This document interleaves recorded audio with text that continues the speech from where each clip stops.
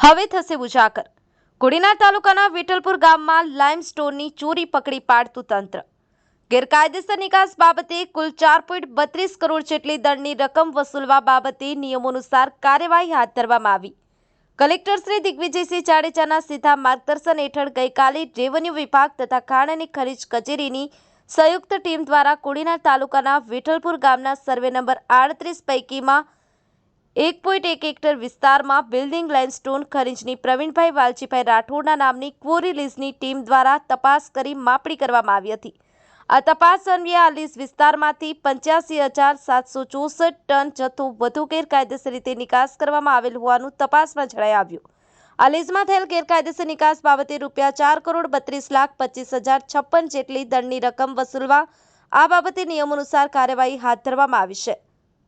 ઉના ગીર-ગઢડા પંથકમાં પણ ગેરકાયદેસર પથ્થરની ખાણ ચાલુ। કમલેશ ભેલ સાથે હર્ષદ વાઢેર, ઉજાગર ન્યૂઝ, ઉના।